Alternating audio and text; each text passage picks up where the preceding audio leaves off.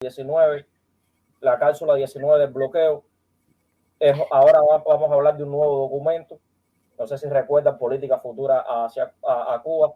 Ahora este documento se titula La propuesta de la nueva política encubierta y programa hacia Cuba. Por eso digo, siempre están los dos elementos, la parte encubierta, la parte subversiva y la parte pública de presiones económicas. Eso siempre ha sido así. What's up, Andy? Saludos a mi amigo Andy.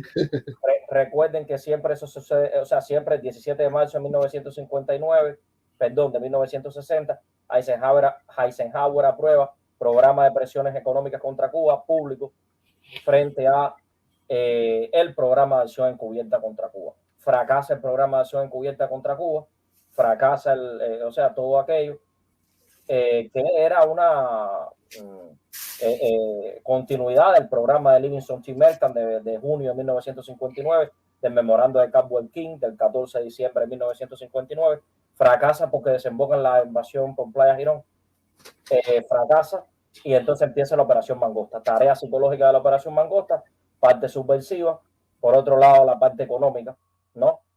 La parte de las presiones. Fracasa la Operación Mangosta, nace el Comité Cottrell, parte subversiva, y por otro lado las presiones económicas, o sea, y todo. Y ahora vemos este documento. Entonces vamos a ir hasta el 7 de julio de 1963. ¿Por qué hasta el 7 de julio de 1963? Porque el 8 de julio de 1963 se invocó oficialmente la ley de comercio con el enemigo contra Cuba. Ya ustedes pueden imaginar cuál va a ser el tema de la próxima cápsula. Ahora se incluyen varios componentes aquí, componente militar, componente económico, componente comunicacional, componente subversivo. El documento, propuesta de nueva política encubierta y programa hacia Cuba, se presenta el 18 de abril de 1963 ante, al grupo especial por el Comité de Coordinación Interdepartamental sobre Asuntos Cubanos, que es el Comité Cottrell, que ya habíamos abordado en la cápsula anterior.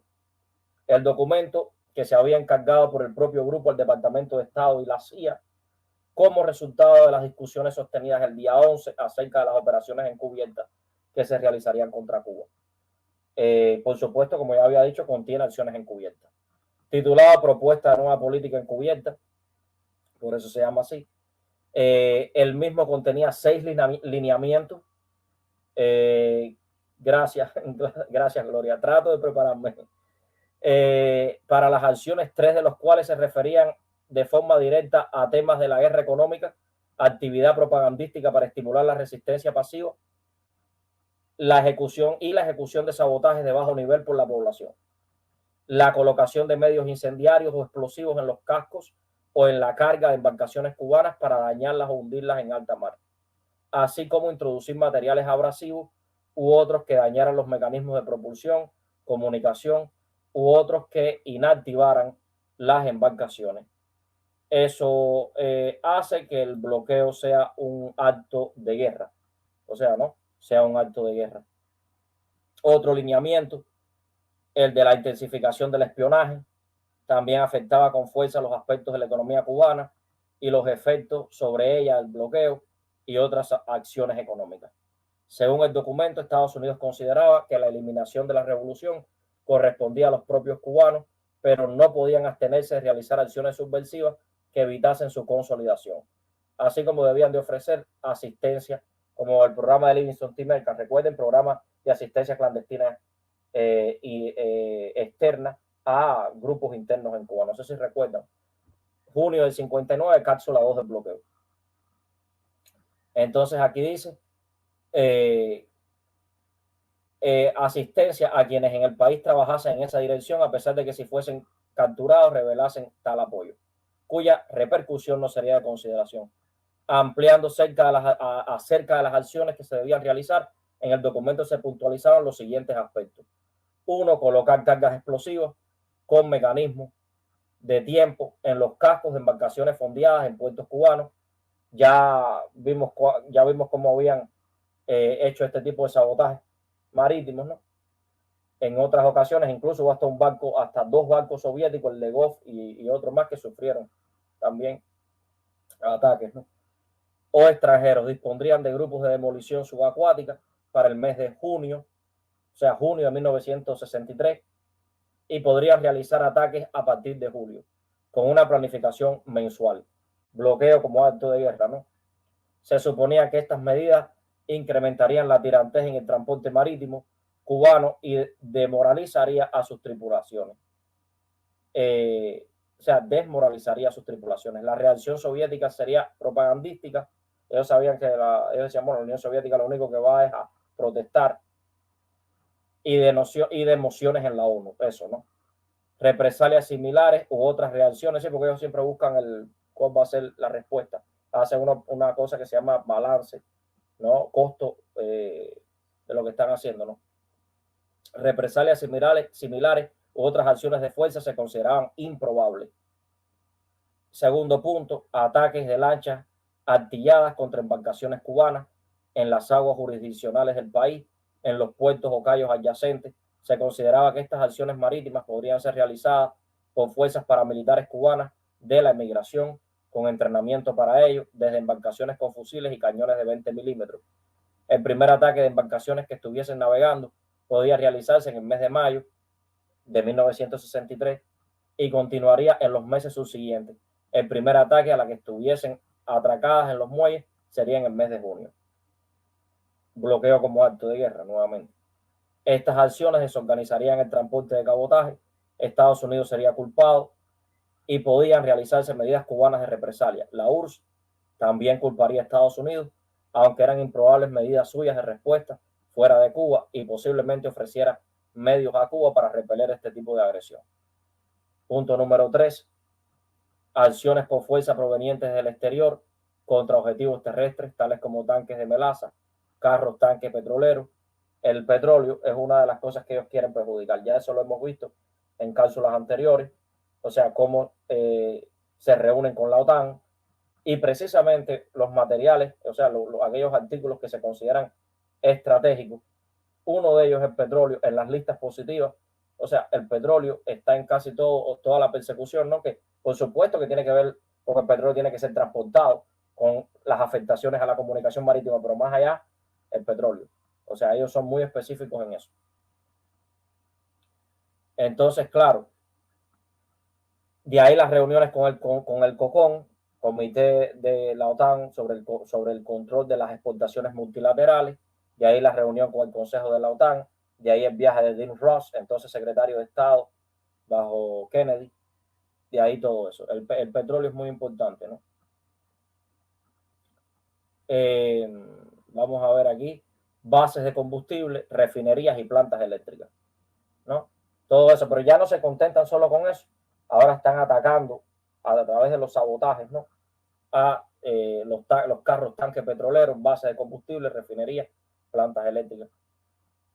No sé si recuerdan, hablando de sabotaje, la gente que colaron, ¿no? No sé si recuerdan, en la cápsula anterior hablamos del caso. Entonces, estas operaciones debían ser realizadas por grupos comandos entrenados. El primer ataque podía realizarse en el propio mes de abril y continuar realizándose mensualmente. Se preveía que sus resultados incrementarían la moral del exilio, así como la desorganización de la economía. Estados Unidos podía ser culpado de patrocinarlos. También podía derivarse el incremento de las fuerzas de seguridad y protección cubanas. La reacción soviética podía ser propagandística y de emociones políticas, así como el apoyo al patrullaje cubano. Punto número 4. Respaldar a la contrarrevolución interna, o sea, no solo a la externa, ¿no? A la interna, abasteciéndola materialmente y asesorándola, poniéndola en capacidad de realizar sabotajes diversos y operaciones de hostigamiento.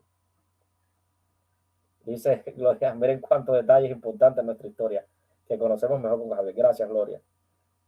Un abrazo desde aquí, desde la distancia, porque yo sé que tú vives en Alemania, por allá, ¿no? El abastecimiento en capacidad de realizar sabotajes y operaciones de hostigamiento. El abastecimiento de medios para estas acciones las introduciría en el país a través de infiltraciones marítimas o por el canal diplomático, o enmascaradas por el canal postal.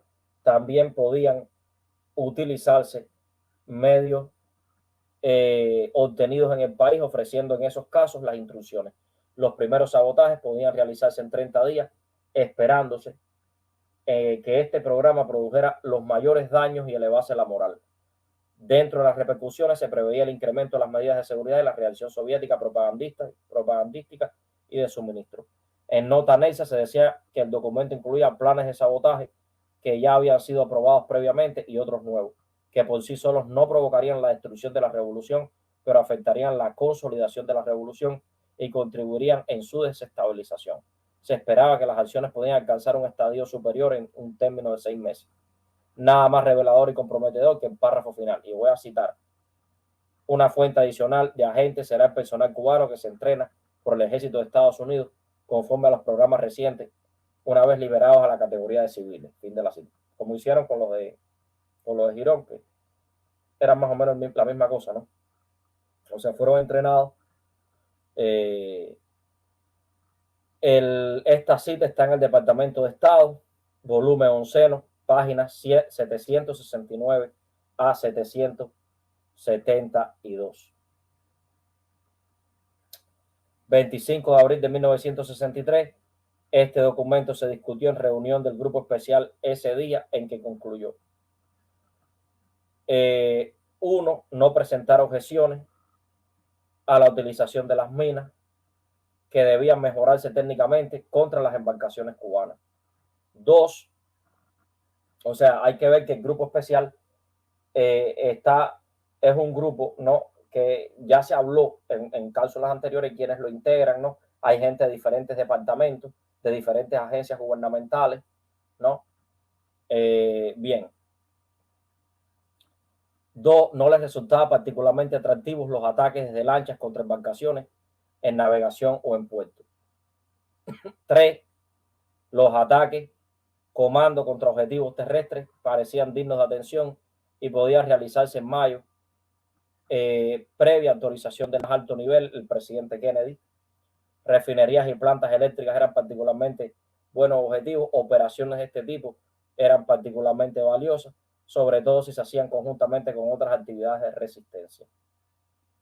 Otros documentos: en la reunión del grupo especial, recién reorganizada como parte de las estructuras de gobierno.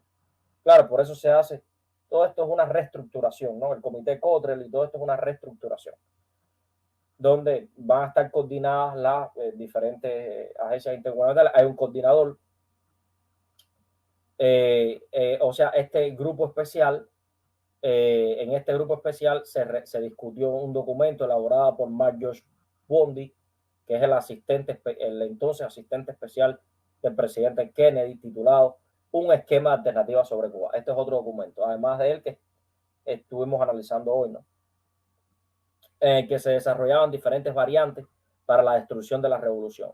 Dentro de las 7 tareas que de esa discusión se derivaron, la cuarta era medidas para desorganizar la economía de Cuba. O sea, ahí lo tienen.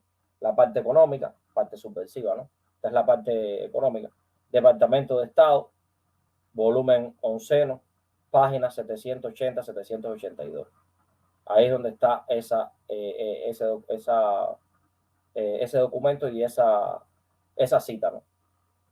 El 30 de abril de 1963, para la reunión del grupo permanente del Consejo Nacional de Seguridad, en esta fecha, o sea, se reúne el Consejo de Seguridad, Consejo Nacional de Seguridad de los Estados Unidos. Se distribuyó la agenda por el asistente especial de Seguridad Nacional del presidente, que es Mark George Bundy, cuyo segundo punto se titulaba Programas que podrían iniciarse con objetivos inmediatos o de largo plazo. El segundo de sus epígrafes se refería al recrudecimiento de las acciones económicas, entre ellas la ejecución de sabotaje en mucha más larga escala que lo que se había hecho hasta entonces. Se expresaba que resultaban de gran interés para el presidente las estratagemas que pudieran sugerirse. Eso está entrecomillado: las estratagemas que pudieran sugerirse. Según nota al pie, después de este párrafo, Mark George Bundy escribió las palabras, y voy a decir cuáles son: no solo el petróleo, no, lo que, o sea, van a ser, cuáles van a ser aquellos, vamos a decir, artículos, items, como le llaman ellos, ¿no?, que van a atacar. El aceite, el petróleo, el azúcar, es muy importante, ¿no? Lubricantes, dinero. Departamento de Estado, volumen 11, páginas 794-795. Para la reunión de la CIA, esta reunión con el Consejo de Seguridad Nacional de Estados Unidos preparó un documento sobre las posibles formas de interferencia efectiva en la vida económica de Cuba mediante sabotaje y otros medios. Se estaba prestando atención especial a los problemas con el petróleo y el primer reporte de un estudio al respecto estaría disponible la próxima semana. El 8 de junio de 1963, el documento Propuesta de Política Encubierta y Programa Integrado de Acción hacia Cuba fue presentado por la CIA al Grupo Especial del Consejo Nacional de Seguridad y fue aprobado. O sea, esto es Departamento de Estado, volumen 9, página 828-834. Y fue aprobado por el presidente Kennedy. Es decir, el presidente Kennedy lo aprobó en la reunión del Consejo Nacional de Seguridad el 19 de junio, ¿no? Entonces, esto está en documento del Departamento de Estado, volumen 11, página 837 a 838. Constaba de 3 puntos y un anexo particularizando los sabotajes. En el primero de los puntos se expresaba que esa era la propuesta de acciones encubiertas que la CIA tenía capacidades para llevar a vías de hecho, algunas de las cuales ya habían sido aprobadas previamente.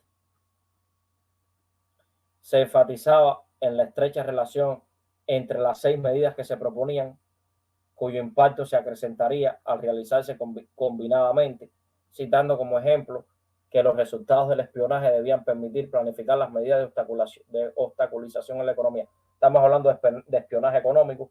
Ellos siempre han hecho eso. O sea, hacen espionaje económico, buscan cuáles son las rendijas que tiene Cuba, cuáles son, vamos a decir, por dónde Cuba respira, persiguen a esas contrapartes, ¿no? Eso lo hizo Pompeo también con un equipo de 50 personas, perseguirlo, o sea, perseguir. O sea, donde ellos veían que había una transacción, ya sea de compra, de venta, de lo que sea, que Cuba hacía, pues localizaban la contraparte y buscaban la manera de multarla por algún lado, ¿no? Y eso es lo que están hablando aquí, economic denial, y precisar objetivos de los sabotajes. Ahora, esta es la otra parte, la parte esta de los sabotajes militar, que solamente después que los efectos de las medidas económicas y los sabotajes fuesen profundamente sentidos por la población y grupos élites, habría esperanzas de convertir la desafección en la fuerza armada y otros centros de poder en una militante acción contra el régimen, en que las organizaciones del exilio controladas por la CIA u otras autónomas asumirían su papel, así como que esta interrelación posibilitaría el incremento en el volumen y la calidad de la información de inteligencia que se obtuviera. Michael, ¿estás ahí ya? Bueno, sigo entonces. La política que se proponía era presionar al máximo con todos los medios disponibles, excepto la fuerza militar. O sea, pero esto hace que el bloqueo sea un acto de guerra y no sé si recuerdan que desde la cápsula 2 del bloqueo se habló de qué cosa es lo que significa eso. O sea, no sé si se acuerdan. Aquí fue donde empezamos vamos a decir, a hablar de que el bloqueo constituía un acto de guerra. El gobierno de Estados Unidos viola el derecho internacional, pues mantener la paz y la seguridad internacionales es el primero de los propósitos de las Naciones Unidas, expresada en su carta fundacional, artículo 1.1. El bloqueo es un acto de guerra en conformidad con la declaración relativa al derecho a la guerra marítima y como principio de derecho internacional adoptada por la Conferencia Naval de Londres de 1909 y que por tanto no se reconoce un bloqueo en situaciones de paz. Y no hay una guerra declarada en estos términos por parte de Estados Unidos, quiero decir una guerra formal. Finalmente, hay que recordar que los propios Estados Unidos en el año 1916 responden a Francia sobre este tema, lo cual es muy interesante, y le dicen textualmente, cito, los Estados Unidos no reconocen a ninguna potencia extranjera el derecho de poner obstáculos al ejercicio de los derechos comerciales de los países no interesados, recurriendo al bloqueo cuando no existe estado de guerra. Fin de la cita. Y entonces esto es una contradicción con lo que hacen. Entonces, ya Michael está aquí. Yo no sé si Michael me sigue No vi dónde terminaste, Javier. Te escuché que me preguntaste, Michael, ¿estás ahí todavía? Cuando estaba en el baño. Sí, pero pero no ahora, no sé si ves ahí donde dice, vamos a ver si puedes localizar, donde dice la política que se proponía era presionar al máximo con todos los medios disponibles, excepto la fuerza militar, con vistas a prevenir la pacificación. Hay un párrafo que contiene el número 2, pero o sea, hay dos paréntesis, o sea, los paréntesis y un 2 adentro. Antes de ese párrafo, hay uno que dice la política, no sé si lo ves, excepto la fuerza militar, la política, con vistas a prevenir la pacificación de la población y la consolidación del régimen Castro comunista. No sé si estás ahí. No, yo estoy donde dice número 2, dice, no le resultaba particularmente atractivo los ataques desde lanchas contra embarcaciones. Eso ya lo leíste ya, ¿no? Voy a seguirte leyendo a ver si puedes encontrarlo. Y que el objetivo final de la propuesta era la estimulación de la disidencia dentro de los militares y otros centros de poder capaces de acabar con la revolución. Busca un párrafo que dice, se expresaba que si no se actuaba, el régimen ganaría eficiencia administrativa. Correcto, sí. Los órganos de seguridad, experiencia y el perfeccionamiento de los aparatos partidistas y gubernamental implicaría tener que aceptar hasta un futuro indefinido la presencia de un régimen comunista en Cuba. Sí, permítame un momentico abordar esto.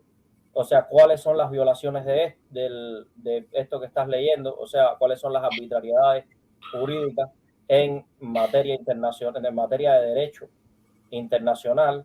O sea, bueno, para eso habría que ir a la cláusula 1 del bloqueo, que aquí abordamos. Pero añadir además que esto viola el principio de autodeterminación porque está el derecho, con cada principio va aparejado un derecho a la autodeterminación, haciendo uso o basado en el ejercicio del derecho natural a la autodeterminación. O sea, Cuba tiene derecho a escoger su sistema político, económico, social y cultural. Eso es un principio básico, la base fundacional del derecho internacional que estableció Francisco de Vitoria, padre del derecho internacional, muy cercano a Frei Bartolomé de las Casas, con su puño y letra en el siglo XVI. Cito, toda nación tiene derecho a gobernarse a sí misma y puede aceptar el régimen político que quiera, aun cuando no sea el mejor. Fin de la cita. Estados Unidos viola esto, se establece como derecho a la libre determinación de los estados el escoger un sistema político, económico, cultural y social determinado como condición esencial para asegurar la convivencia pacífica entre las naciones. En el derecho internacional contemporáneo, este principio se halla incluso consagrado en la Carta de las Naciones Unidas. Habría que escuchar a Alfred de Saya, que es un experto en materia de derecho internacional. Como todos conocemos, esta carta se firmó en 1945 en San Francisco. Se establece este derecho a establecer un sistema político, económico, cultural y social determinado de nuevo como condición esencial para asegurar la convivencia pacífica entre las naciones. Principio de igualdad soberana, que es otro principio. El principio de igualdad soberana se haya definido y es aceptado universalmente desde el Congreso de Westfalia, que fue el que le puso fin a la guerra de los 30 años, el Congreso de Westfalia de 1648. Está compuesto por dos importantes elementos, la soberanía de los estados y la igualdad jurídica de los mismos. La soberanía es la potestad de un estado que se expresa a través del derecho a decidir libremente los asuntos internos y externos del mismo sin infringir los derechos de otros estados ni el derecho internacional público. La igualdad jurídica es el derecho de todo estado de ser considerado como igual ante cualquier otro estado en lo relativo a los derechos inherentes a su soberanía, ya que los estados soberanos son jurídicamente iguales entre sí, sin subordinación de uno a otro. La desigualdad económica, física o de otro orden entre los estados no tiene por qué implicar la desigualdad jurídica, ¿no? Derechos inherentes a su soberanía incluyen los derechos a darse leyes, aplicarlas, interpretarlas y resolver sus cuestiones internas sin injerencias externas. Y por último, el principio de independencia. Con la soberanía marcha también el principio de la independencia. Es bueno refrescar todo esto porque eso es lo que está violando Estados Unidos aquí, que refrenda la facultad de los estados de decidir con autonomía acerca de sus asuntos internos y externos en el marco del derecho internacional público, incluyendo las relaciones de orden interno y las relaciones de orden internacional, dentro de la que se incluye el derecho al libre comercio con los demás estados. Puede seguir ahora la cápsula. ¿Cómo no? En el segundo de los puntos se ampliaba con respecto a las 6 medidas propuestas, siendo estas: 1. La recolección encubierta de inteligencia, espionaje, tanto para requerimientos estratégicos como operacionales. 2. Las acciones de propaganda para estimular la realización de sabotaje simple, de bajo riesgo y otra forma de resistencia activa y pasiva. 3. La explotación y estimulación de la desafección entre los militares y otros centros de poder. 4. Las acciones de obstaculizaciones en la economía sobre una base incrementada. 5. Los sabotajes y hostigamientos generalizados. Y 6. El apoyo de grupos contrarrevolucionarios autónomos, entre comillas, como complemento y asistencia a los cursos de acción expuestos. Eran los 6 puntos a los que me refería, los 6 lineamientos a los que me refería al principio de esta cápsula. Continúa. Sobre la recolección encubierta de inteligencia y espionaje, se expresaba que debía continuar siendo una de las principales misiones de la CIA y sin afectar los esfuerzos de inteligencia estratégica. En el énfasis debía darse en el incremento del volumen y calidad de las necesidades de información para el planeamiento y montaje de las operaciones incluidas en el programa, en particular sobre las defecciones del régimen y medidas de penetración, así como aquellas relacionadas con las obstaculizaciones en la economía y acciones de sabotaje contra sus sectores vulnerables. Con respecto a la propaganda, su nombre completo de acciones de propaganda para estimular sabotajes simples, de bajo riesgo y otras formas activas y pasivas de resistencia, evidencia el papel que se le confería como parte de la guerra económica. Se expresaba que debía también estimular y exacerbar tensiones dentro del régimen y entre Cuba y el campo socialista, resaltando las diferencias chino-soviéticas. Todo ello calculado para crear una atmósfera psicológica que facilitaría la consumación de otros cursos de acción del programa. Continúa. Sobre las acciones de obstaculización en la economía, se expresaba que las sanciones oficiales norteamericanas abiertas, en conjunción con obstaculizaciones económicas encubiertas, causarían un efecto adverso en la economía cubana, con un máximo impacto si se combinaban con las acciones de sabotaje. El mismo, o sea, ese es el mismo esquema de siempre, que es lo que yo les he dicho.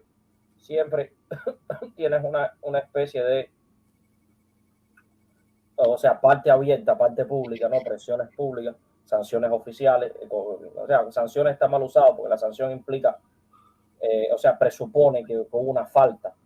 Y en este caso no es así. O sea, pero bueno, está la parte, las presiones económicas, presiones directas, publicadas, ¿no?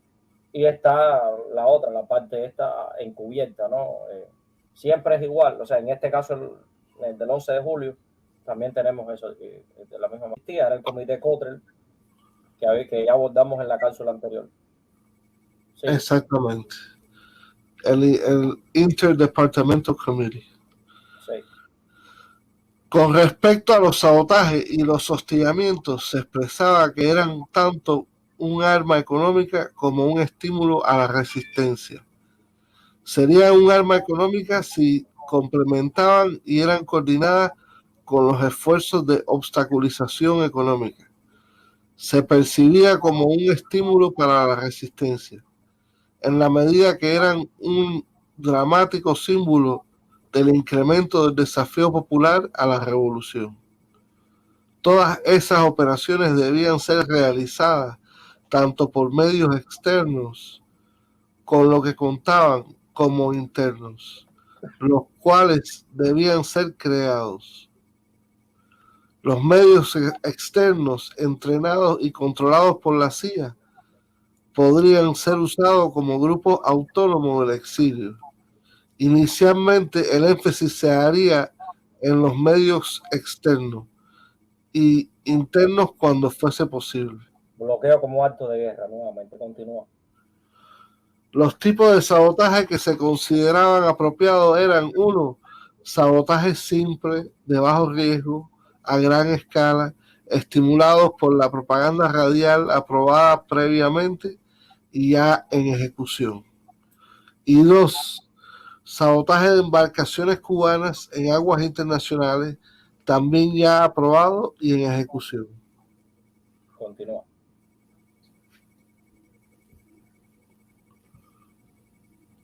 Ataques desde el exterior por Sí, grupos terroristas. estoy abriendo la nueva página.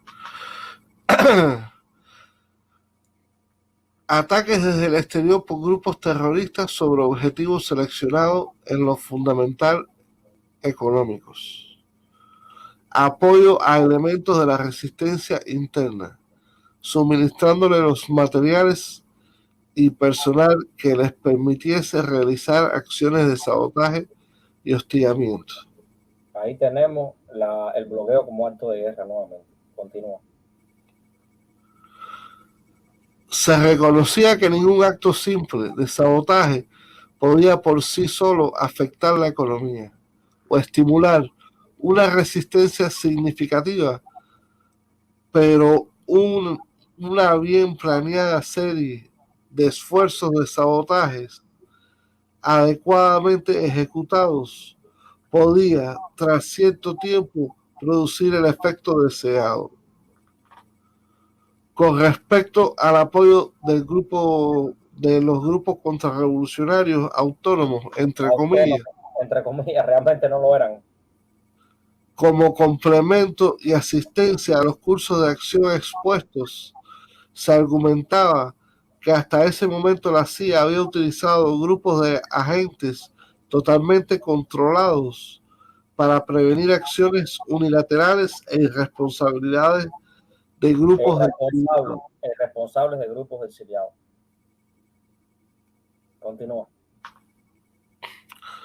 Pero que si las acciones de sabotaje y de resistencia se querían lograr en gran escala, era necesario asumir el riesgo de utilizar grupos autónomos que no estaban bajo el control directo de la CIA. Pero dichas acciones debían organizarse y realizarse fuera del territorio norteamericano, y el gobierno norteamericano debía estar preparado para negar públicamente todo vinculado con ellos. Todo vínculo con ellos, exacto, claro.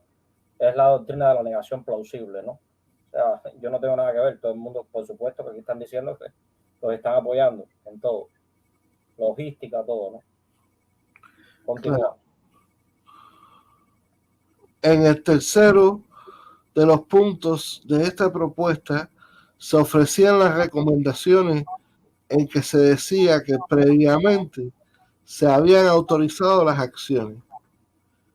En el anexo A del documento que glosamos, se ampliaba acerca de la categoría de objetivos que debían ser tenidos en cuenta en las acciones de sabotaje y hostigamiento, priorizándose aquellos de generación eléctrica, petróleo, aceites y lubricantes, los transportes y las instalaciones de producción y procesamiento de manufacturas. Continúa.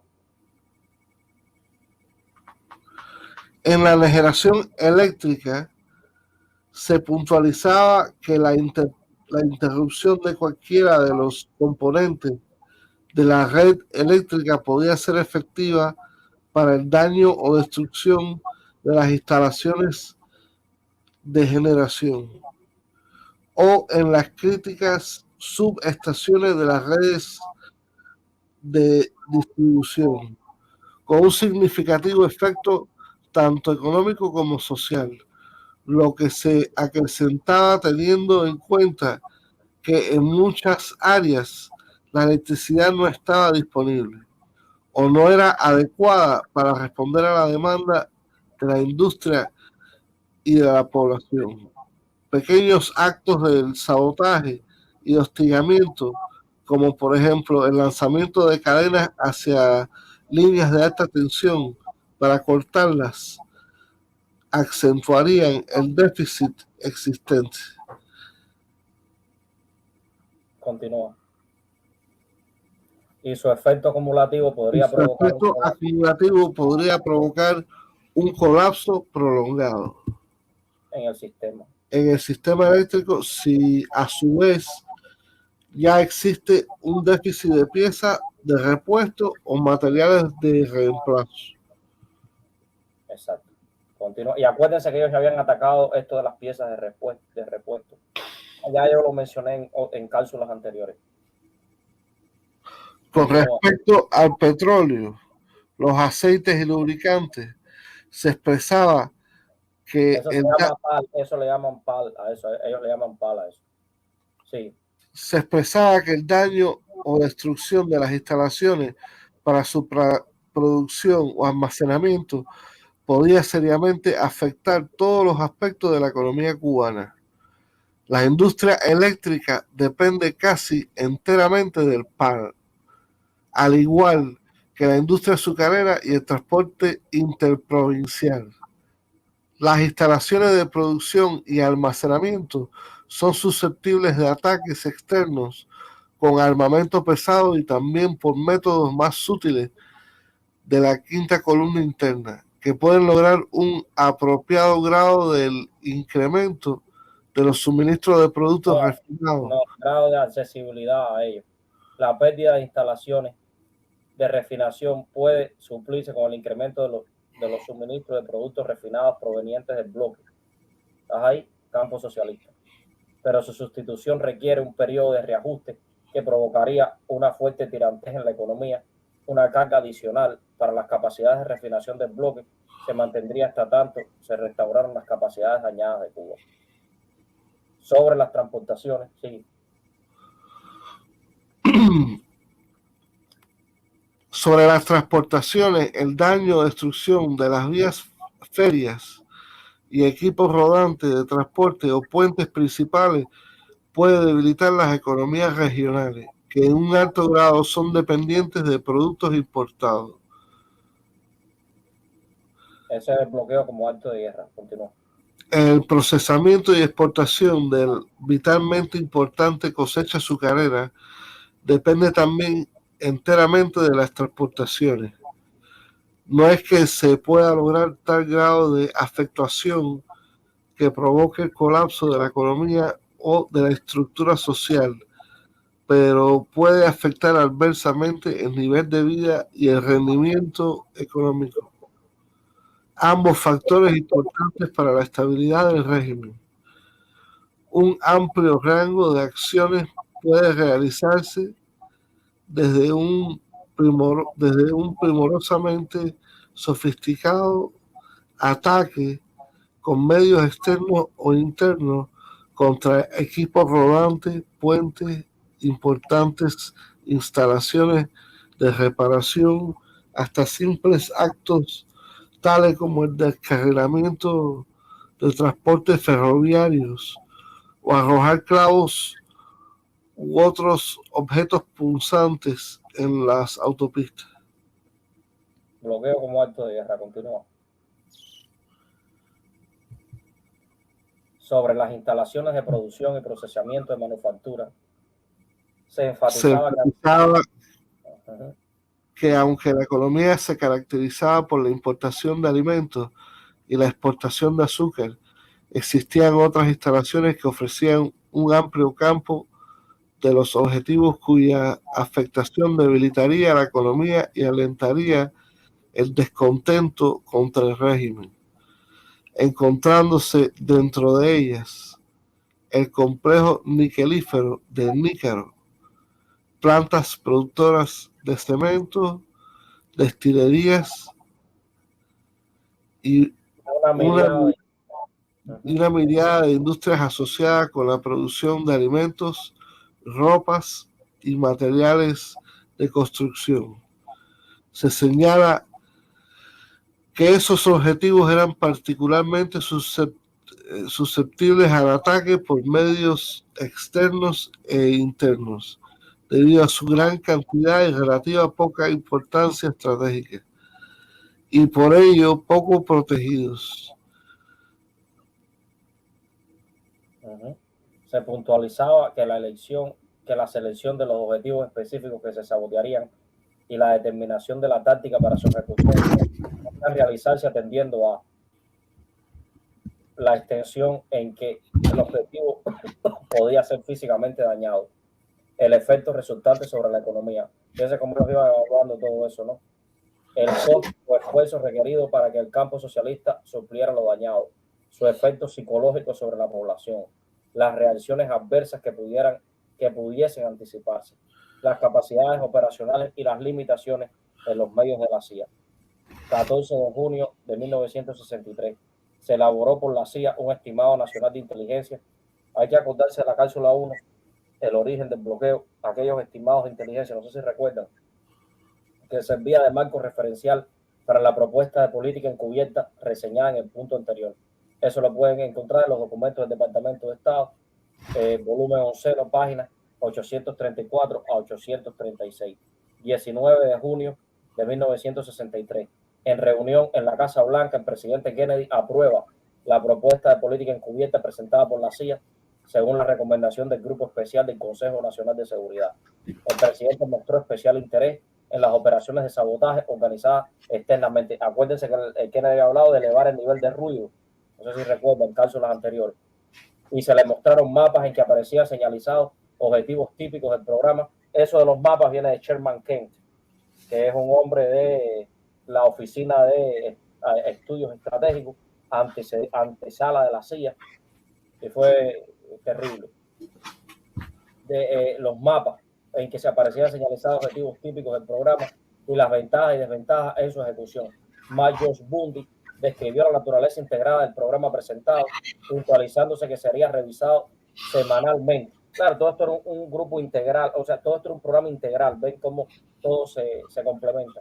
Por el grupo especial, Kennedy quiso conocer cuán rápido se podía entrar en acción, urgiendo en que así se hiciese. Por eso el bloqueo es considerado en su totalidad uno de los programas más integrales que existen. Oye, Javier, tenía la boca seca. Estaba leyendo, fue a buscar un té. Esto es un comercial. Arizona Ice. No sé si has tomado esto, Energy. No, ahorita yo tomo también algo. Prescripción Energy.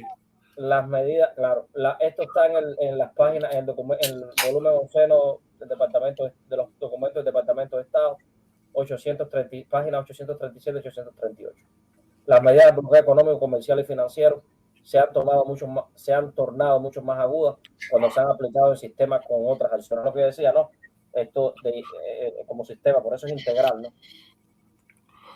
En una denominada política encubierta y programa integrado, por eso se llama así, de acción contra Cuba, aprobada por el presidente Kennedy, se expresaba que las medidas económicas estadounidenses abiertas, en conjunción con obstaculizaciones económicas encubiertas, causaría un efecto adverso en la economía cubana, con un máximo impacto si se combinaban con las acciones de sabotaje, lo que define el bloqueo como acto de guerra.